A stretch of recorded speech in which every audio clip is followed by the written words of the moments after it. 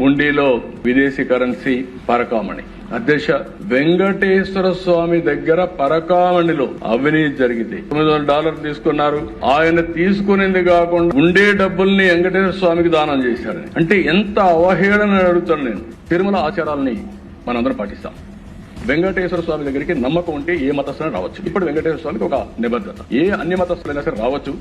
నమ్మకం ఉందని డిక్లరేషన్ ఇస్తే దర్శనం చేసుకునే అవకాశం ఉంటుంది. అది నమ్మకం ఉందని సంతకం పెట్టమంటే వీళ్ళు పోతే, వాళ్ళు ఇచ్చి సంతకం పెట్టమంటే ఇవ్వకపోతే అది క్యాన్సిల్ అయితే కార్డులో పెట్టుకున్నారు. అంటే దౌర్జన్యంగా లోపలికి వెళ్ళడం, మనోభావాలు దెబ్బతినడం, అధికార దుర్వినియోగం చేయడం.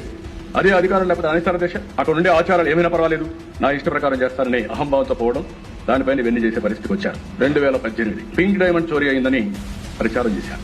అందులో కూడా దేశ ఎక్కడ కూడా పింక్ డైమండ్ లేదని చాలా క్లియర్ గా చెప్పారు. ఆ రోజు కావాలని అప్రతిష్ట పాలు చేయాలని ఆ పింక్ డైమండ్ మా ఇంట్లో ఉందని చెప్పి ప్రచారం చేస్తే అదే ఇప్పుడు కొంతమంది మెంబర్లు ఆ రోజే చంద్రమోహన్ రెడ్డి గారు చెప్పినట్టు ఆ రోజే పట్టుకొచ్చుంటే ఇచ్చిన వాళ్ళని చాలా కరెక్ట్ గా ఉండేది. ఇక్కడ మీరు చూస్తే అన్య మత ప్రచారం. ఆర్టీసీ ఆంధ్రప్రదేశ్ రాష్ట్ర రోడ్డు రవాణా సంస్థ తిరుమలకి తిరుపతికి టికెట్ 22/8/2019లో ఇక్కడ గవర్నమెంట్ వచ్చిన తర్వాత పక్కన చూస్తే ఫ్రంట్ లో ఇది ఉంటుంది, బ్యాక్ కు పోతే తక్కువ ఖర్చు అన్ని సౌకర్యాలతో క్రైస్తవులకి పవిత్ర జెరూసలం యాత్ర.